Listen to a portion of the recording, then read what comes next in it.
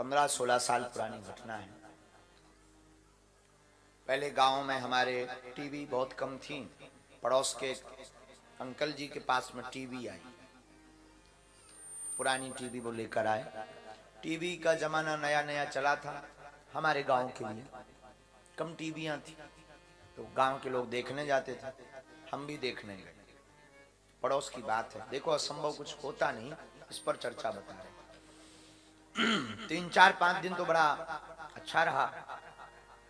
दूरदर्शन शायद चलता था, उस पर नाटक बाटक आते थे, हम भी गए देखा। 4 दिन हो गए, 5 दिन हो गए, 6वें दिन उन्होंने ना मना कर दिया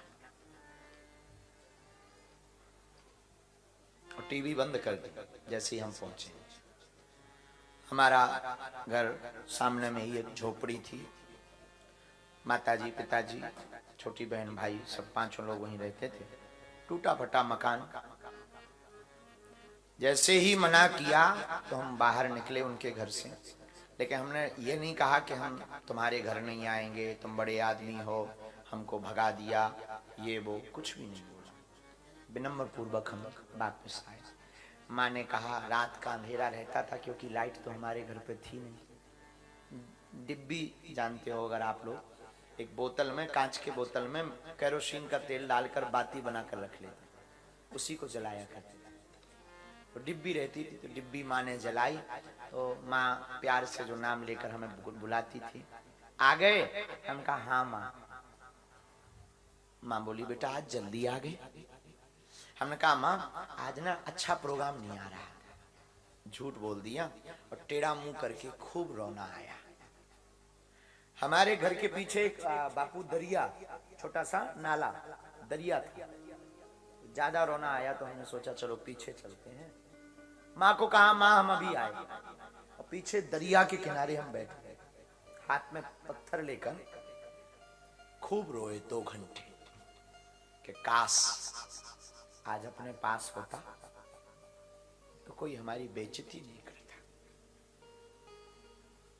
लेकिन हमने कुछ नहीं कहा, बैठे बैठे वहां प्रण लिया हनुमान जी का नाम लेकर, धीरेन्द्र कृष्ण टीवी अब तभी देखेंगे जब अपनी कमाई से अपने बाप की आ जाएगी।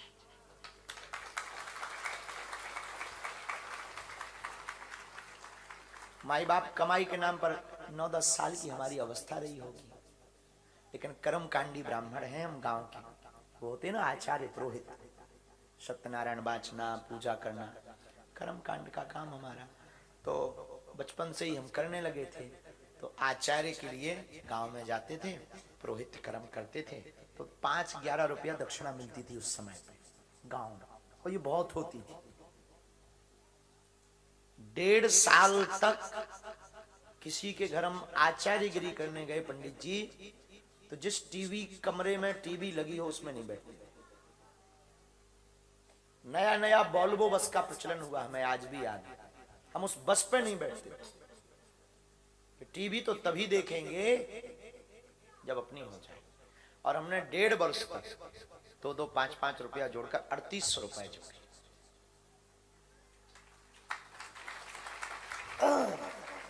और मैक्स कंपनी की पुरानी टीवी हमने खरीदी, और खरीद करके लाए तो कमरा तो एक ही था, अब उसे लगाएं कहां?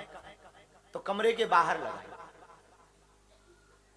एकदम खुले में। एक टेबल रखी, टेबल के ऊपर उसे रखा, रिसीवर कहलाता था जिसमें चैनल आते, वो लाए लगाए। 1 किलो मिठाई का डब्बा लाए। किस्मत की बात तब हमारे पास कोई सिद्धि या चमत्कार भी नहीं ना, किस्मत की बात अंकल जी की टीवी खराब है।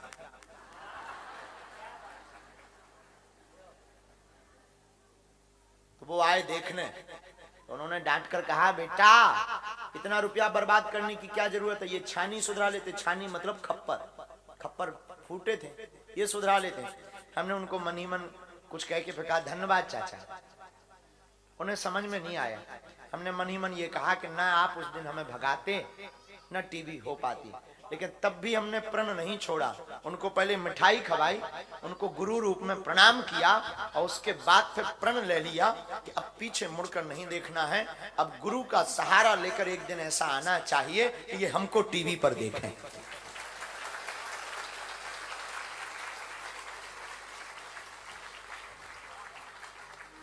माई बाप हनुमान जी के चरणों का प्रताप, गुरु की छत्र छाया, हमारा कोई निजी चमत्कार नहीं है, ये गुरु की कृपा का प्रसाद है जो गुरु से हमने पाया। माई बाप गुरु की कृपा हुई और हनुमान जी ने बाहें पकड़ ली। तो आज वो दिन है कि वही चाचा जी जो हमको टीवी देखने से भगाए थे, वो हमको रोज टीवी पर देखते हैं।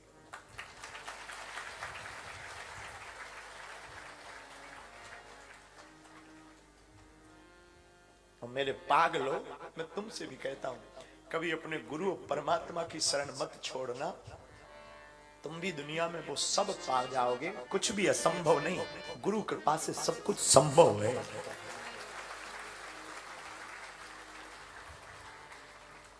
किसी को भी अच्छा और सच्चा गुरु प्राप्त हो जाए, श्रेष्ठ गुरु किसी भी रंक को राजा बना सकता।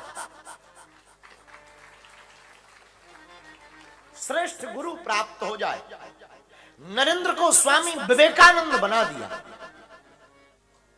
और धीरेंद्र को धीरेंद्र कृष्ण बना दिया।